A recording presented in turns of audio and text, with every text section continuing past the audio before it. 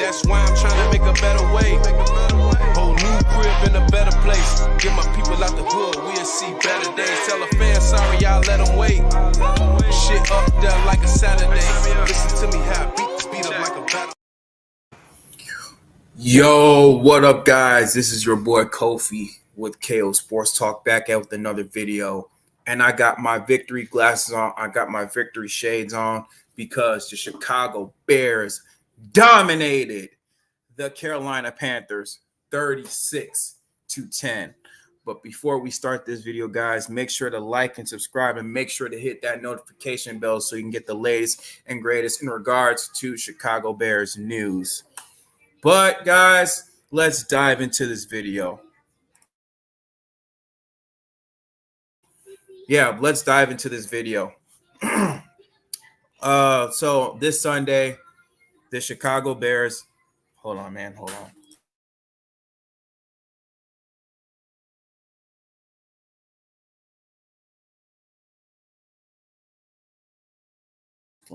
I'm still on mute. All right, so the Chicago Bears faced the Carolina Panthers this past Sunday. And man, the first drive, first quarter, the Bears, they stalled out. They had a 3-and-out. And on one play, Caleb Williams made a bad pass to Keenan Allen, which would have been 6. But thankfully, the cornerback was not able to secure the ball, and it was an incomplete. And so the Bears, they go 3-and-out. And Carolina, they get the ball again. And literally their offense starts to get clicking at first. Chuba Hubbard was running all over us the first quarter, the first couple drives this game, and he ends up scoring a touchdown. So the game is 7-0. And granted, we think, oh snap, the Chicago Bears team is in big trouble. This is oh, here we go again. A lot of Bears fans were like, here we go again. This is like a repeat of the last, 3 weeks, especially against the Indianapolis Colts game, where the defense is going to have to carry and the offense is really not going to do nothing. But in this case, neither team was not going to do nothing, and it looked like it was going to be a blowout. Man, was I wrong. The Bears come out the next drive. Caleb Williams throws a dart, a nice dart to DJ Moore. And once DJ Moore gets open and Caleb Williams throws that pass to DJ Moore goes in for the touchdown.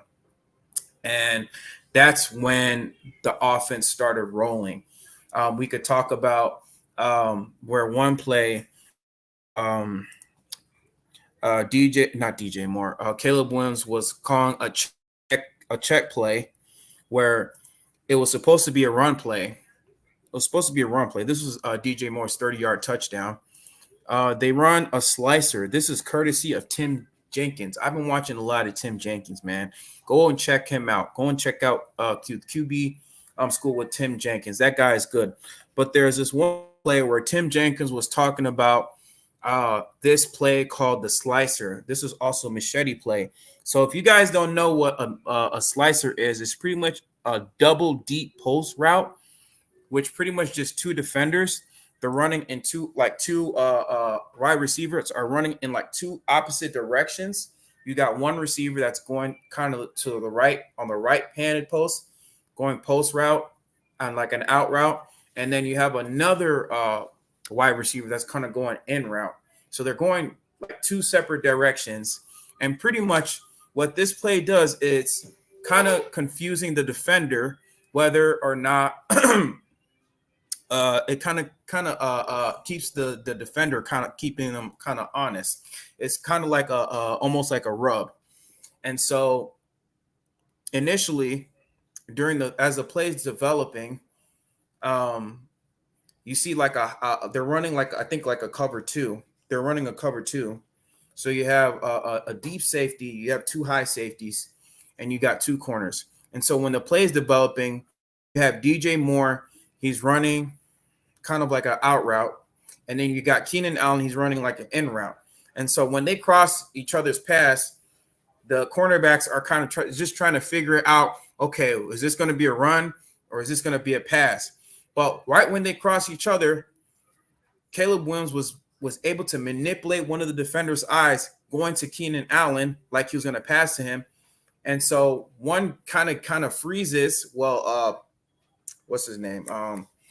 DJ Moore's defender kind of freezes him, and then he goes for Keenan Allen, and then DJ Moore, he kind of gets open for that 30-yard touchdown. All right. And not that 30-yard touchdown, but it was the second touchdown. The 30-yard touchdown, that's when Caleb Williams, he was able to make a check play. I think it was like a 3rd and 6 play on the 30-yard line. He ran a check play at the line of scrimmage, and he was able to change one of the halfback toss running routes.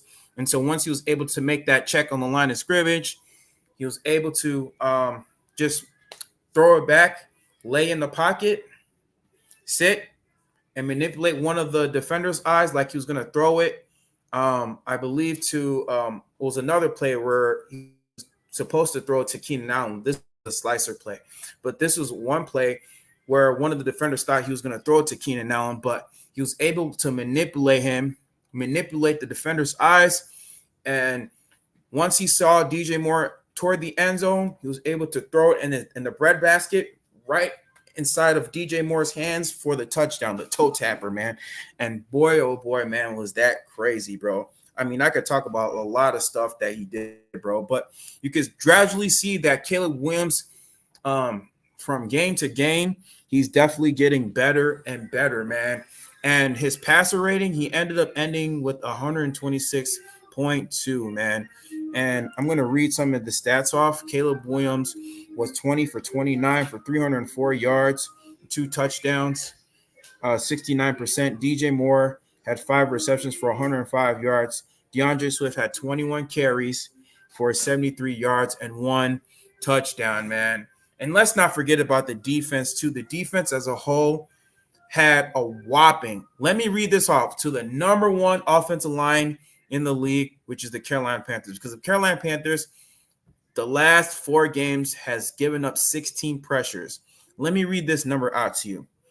The Chicago Bears, hold on, pressured Andy Dalton and Bryce Young, or pretty much just pressured them. They pressured the offense a whopping 26 times. 26 times. The Chicago Bears defense pressured the Carolina's offense, bro, and sacked them 4 times. I don't know the exact numbers for QB hits, but that is crazy. 26 times. Andy Dalton did not have much time to throw in the pocket. I mean, literally pretty much the whole entire game, Andy Dalton was not comfortable in the pocket. The Chicago Bears defense was just getting after them. Javon Dexter, man, is having a phenomenal game. 4 sacks in the last 5 games. Montez Sweat, he didn't have the sack numbers wasn't there, but he had some impact in the game. He had a couple pressures. Andrew Billings had a nice sack on Andy Dalton. When they're about to move the ball down, it just seemed like they're going to score, but Andrew Billings just came up the middle and just sacked them.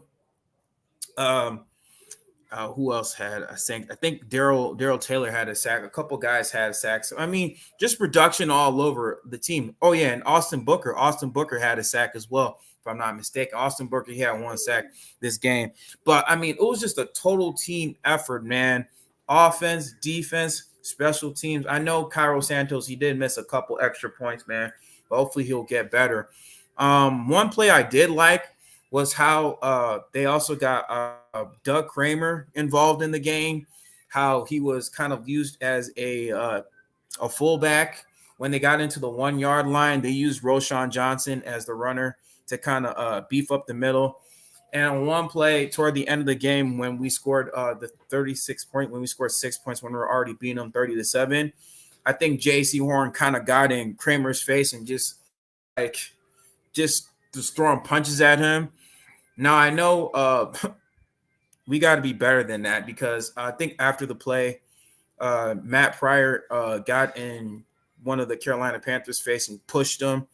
Matt Pryor has definitely got to be better than that, because we don't want him out. He's very critical.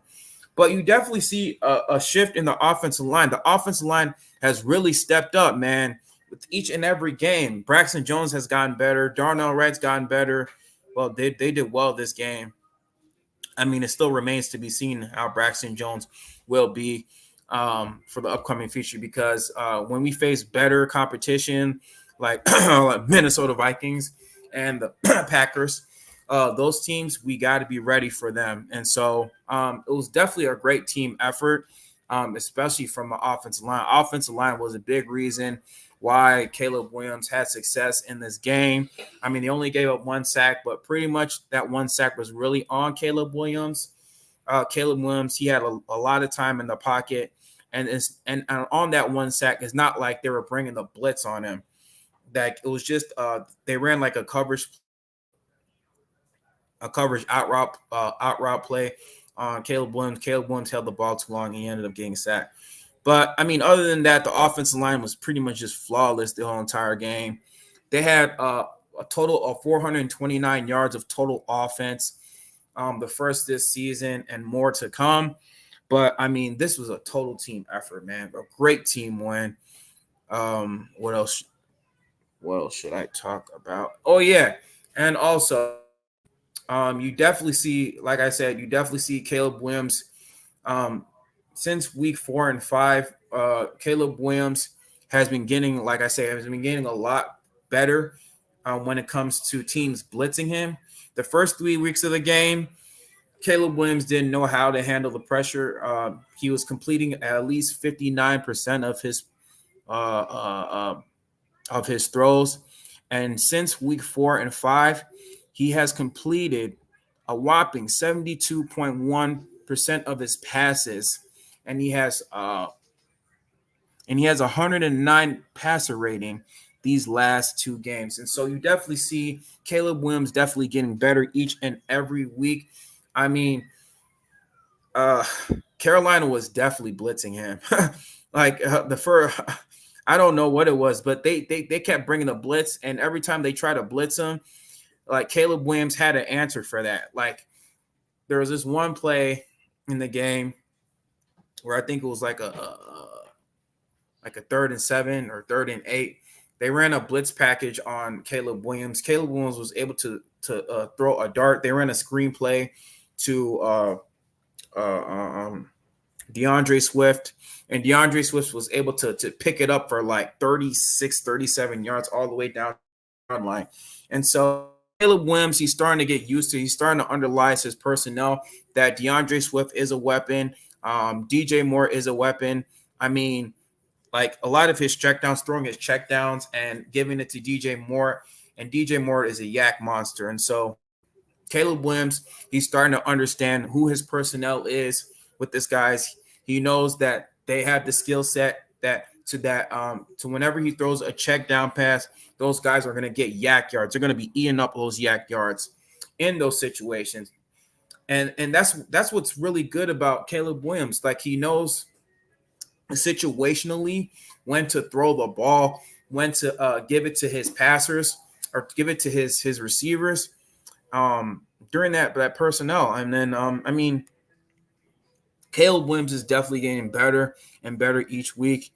And I think overall, this was one of his better games so far this season. So far, he's thrown 2 300-yard games, the first rookie to do that in the Super Bowl era, circa 1970. No other Bears rookie quarterback has ever done that. Already in his 5th game, he's thrown 300 yards. I mean, you could already say Caleb Williams is already the best rookie quarterback of all time in Bears history. And that's not really saying much. And so far in the season, he has 1,091 yards And let me see. Let's see how much he's completing. Let me see Caleb Williams. Let's see so far. I'm gonna read his stats. So far, he's completing 62.9% of his passes this season. He has 1,091 yards. He has 5 touchdowns to 4 interceptions, and so far he has a QB rating of 81.3. 81.3. And yeah, man, he's getting better, man. You definitely see it. So let me see, guys. I don't see anybody in the chat. I'm just doing this quick little video. Yeah, right. That's what. What's up, Ron? What's up? How you doing, man? Claws up, bear down, bro. Bear down. You know, Chicago Bears win. I got my victory glasses on. So far, man. Claws up, bear down. Tomorrow, I'm definitely going to be doing a more breakdown video of a breakdown of this game tomorrow with my boy Chuck. He couldn't be here today because he had other things to attend to, man. But yeah, guys, I think I got like a couple more minutes. I'm gonna go to 20, to at least 20 minutes. Caleb keeps getting better. Yes, he does, man. Exactly, Ron. Caleb is definitely getting better, and like I said, man, Carolina was definitely blitzing him. I mean, if you watch the game, they were blitzing him, and Caleb definitely had an answer for whatever the Carolina's defense was throwing at him. And this is a result of the practices that Matt Eberflus has been giving him, man. This is what he's talking about. Those practices that Matt Eberflus has been giving him. And it definitely has prepared him for these games. And as a byproduct of those practices that Matt Eberflus and the coaching staff has been giving him, I mean, you definitely see the progress each and every week. Victory chicken time. Victory chicken time. Man, I got my victory glasses on. I don't got my cigar though. I need to get me a cigar, smoke me some more. All right. Don Burr. Of course, Don Burr got to come in. Of course. Let's see how you do, Don Burr, against the Minnesota Vikings, man. I mean, Minnesota Vikings, that team is not a joke, man. Minnesota Vikings, that team is going to be for real, bro. That's a really dangerous team in the NFC, bro.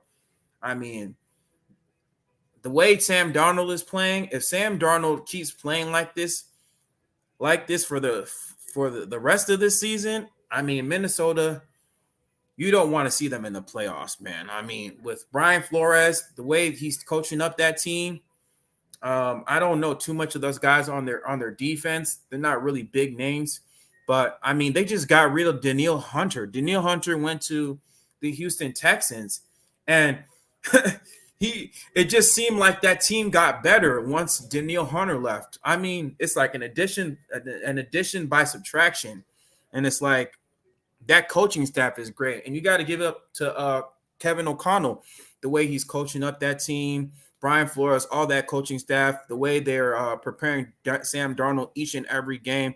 I mean, you got to give it up to them. Not everybody's scared of Minnesota. Well, we're not us. We'll definitely see. Don Burr. We'll definitely see. Come back when you get smoked by the Minnesota Vikings. Yeah, FGB, F Minnesota. Yeah, F those teams. And F Detroit too. F Detroit too. Detroit. I mean, Detroit, they're a solid team, though. I mean, me and Chuck definitely had a discussion about the Detroit Lions. He still doesn't think the Detroit Lions are really all that. I mean, I think the Detroit Lions are definitely going to be a good team this season. I'm going to take my bias out of this. I think it just seems like Jared Goff has gotten better. I don't know what it is, but it just seems like Jared Goff has gotten better this season than he was last year. I guess because they were still salty from losing that NFC Championship game, and they're definitely going to be hungry this year, man. They got something to prove. These Detroit Lions definitely got something to prove. Aiden Hutchinson is playing like all pro level. The guy is leading the NFL in sacks right now. Their secondary is questionable, but their defensive line is pretty good. They're pretty solid, man. Their defensive line is pretty solid. I'm just taking my bias out of it. I mean, we had a little bit of a disagreement. He really thinks that Detroit's not going to be all that. I think they're going to be good this year. They're going to be solid this season. I mean, this NFC North, division is the best in the NFL, in my opinion, man. I don't think any team in this division is going to finish below 500. I think the worst at worst maybe 9 wins, but it's going to be a bloodbath all the way into the end, bro. It's going to be a bloodbath. This is the best division right now in the league, man. Minnesota is clicking on all cylinders. Green Bay's clicking on all cylinders. I thought after that pick six that Jordan Love had against the LA Rams, I thought that was going to be it. I mean, they just I wouldn't say they beat the LA Rams handily, but they handled their business, man. They handled their business. Green Bay definitely handled their business, man. And they got a great coaching staff too, and Matt LaFleur and on all guys. But yeah, man, this is definitely gonna be a bloodbath division, man. The Bears D line just smoked the Panthers' best O line, which is the best in the league. Yeah, they did. Like I said, they gave up a whopping 26 pressures, man. 26, man. 26. All season long prior to that game, they only gave up 16 pressures. This Bears defense, pressured that offense 26 times, and they sacked them They sacked the quarterback, Andy Dalton, and Bryce Young 4 times a total, man. So, I mean, this defense is for real. Chicago Bears defense is definitely for real, they ain't no joke. They ain't no joke, man. Minnesota will lose steam. Okay, we'll see about that, Donber. We will see. I'm over 20 minutes, man. But yeah, man, all I gotta say is bear down, man. Chicago Bears win. I went over a little bit over 20 minutes. I wanted to do this for 20 minutes, but who's actually playing today right now? I think Kansas City's playing right now. I think they're playing the New Orleans Saints, man. Yeah, I'm gonna watch that game tonight, bro. But yeah, guys, I just want to do this quick little video, man, on my Chicago Bears, man. Caleb Williams, man. Dude, if Caleb Williams continues to play like this, man, oh, man, y'all better watch out. NFC North, y'all better watch out, man, because when Caleb Williams plays at an all-pro level, woo-wee. And Minnesota, you better not blitz. You better not blitz Caleb Williams because he's definitely going to have an answer for that. I mean, Brian Flores, Kevin O'Connell, you better have an answer for Caleb. Last year, y'all did that to Justin Fields. I remember last year, y'all kept blitzing Justin Fields, and Justin Fields carved y'all butts up, man. He carved your asses up, man. And so Caleb Williams, if y'all keep blitzing him, try it. I dare any one of you teams, anyone in the AFC, the NFC, y'all, you blitz Caleb Williams and see what happens. You're gonna pay dearly. You're gonna pay dearly. And all y'all Bears fans who keep talking about, Caleb Williams, he played the worst team in the NFL. Oh, the Carolina Panthers. You also forget that's the same Carolina Panthers who played competitively against the Cincinnati Bengals. That same team held Joe Burrow to 230 yards. That same team that freaking smoked the Las Vegas Raiders. Las Vegas Raiders, even though they lost yesterday, they're still a solid team. They still got a solid team. Even though Devontae Adams wants to get traded, I mean, they're still a solid team. But this is the first quarterback who they've given up 300 plus yards. Caleb Williams threw for 300 yards. Even in a blowout, when they got blown out by the New Orleans Saints, Derek Carr only threw for like 200 yards, man. And so, I mean, pump your brakes, man. These are all world-class athletes, man. These are some of the best athletes. And at the end of the day, it's still an NFL team. So spare me the whole excuse. Oh, Caleb Williams played against some of the worst teams. But when we talk about Jaden Daniels, we forget that Jaden Daniels played against a 1-4 New York Giants. I think they're 2-4 right now. I think they won against the Seattle Seahawks. But up until that play, they played a 1-3 New York Giants. They played a 1-4 Bengals. They played a 2-3 Carol. Oh my gosh, can't even talk right now. Arizona Cardinals, 2-3 Arizona Cardinals, and then a 1-4 Cleveland Browns. And so spare me the change, because Jaden Daniels, he has been playing at an MVP level, but nobody makes the same excuse for Jaden Daniels for the number of teams that he did play. But when Caleb Williams does it, people want to make an excuse for him. Granted, the fact one of the teams that he did play, he faced a number one defense in the Tennessee Titans, whom he did beat. The fact that he's 3-0 at home and hasn't turned the ball over at all at home. He's 3-0 at home. And let's not forget, he's getting better and better. He has a passer rating of 126.3 when being blitzed. And so that's the best in the NFL. So spare me the excuse of Caleb Williams saying that he's played to a lesser competition. Brisker is in concussion protocol. Damn. For real? Are you serious? I got to check that out. Hold on. Are you serious? Jaquan Brisker in concussion protocol? Oh, he won't travel. Oh, dang. Damn. Oh, that's not good, bro. 3 Bears won't travel to London due to injury.